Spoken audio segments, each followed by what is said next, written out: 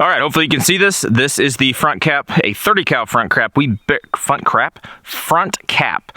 We barely had a baffle strike on the very end of this. This is a 46 cal can, so nothing was done to the baffles in here, just the front cap. So I switched this out for a 45 cal front cap just to alleviate any issues. AKs are very well known for being non-concentric in their threading and stuff, and this is my own thread job on here, so I was close, but I wasn't perfect. So for the AKs, this is going to be 45 cal front caps. Here we go.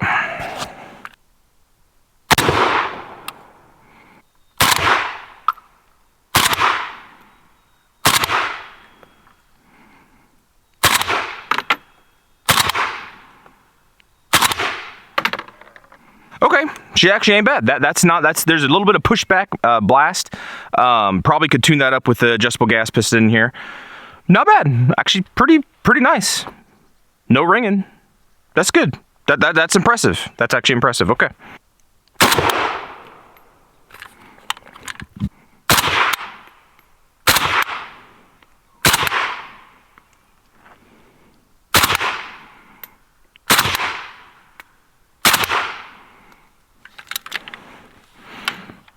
Again, pleasant, no ringing, not a whole lot of gas. That was a good one. That was decent. That was nice.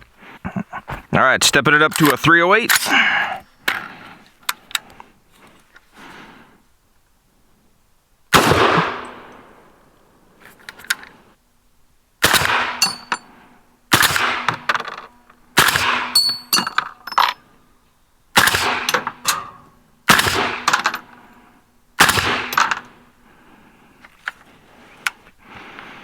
I like it. That is not gassy. It's 45 cal front cap, not gassy. Good tone, good sound. Yeah, great. Perfect for like a hunting setup like this. Lightweight, perfect for something like this. I like it. If I hunted with something like this, I'd probably put it on a direct thread just to save a little extra weight. Supersonic unsuppressed.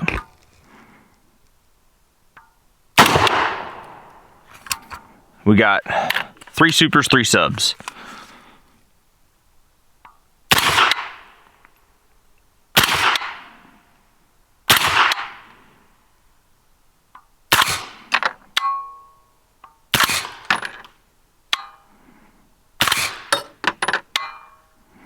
Beautiful. That was beautiful. That was very, very nice. Even with those supers, that was nice. No gas to the face on that one either. 30 cal front cap. Interesting. Okay, let's stick it on a bolt gun. All right. Actually, first shots at this guy. So here we go.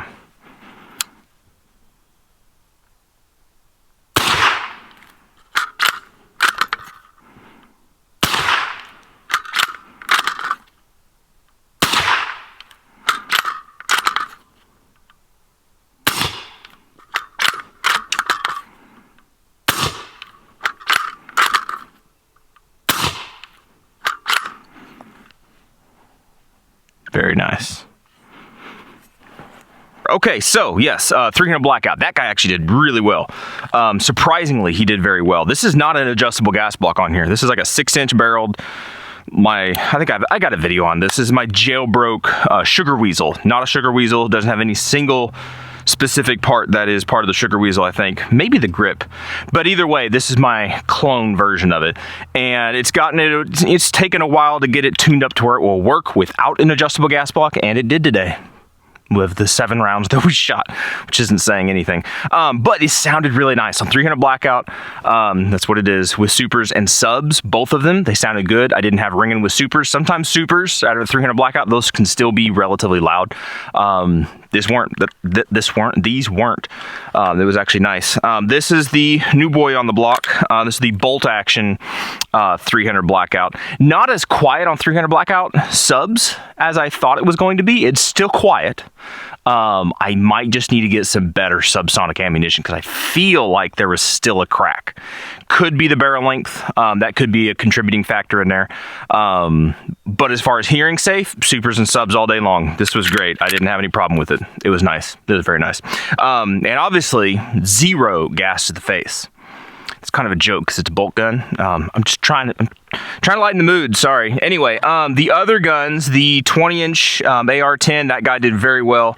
No problems there. Not a lot of gas to the face or anything.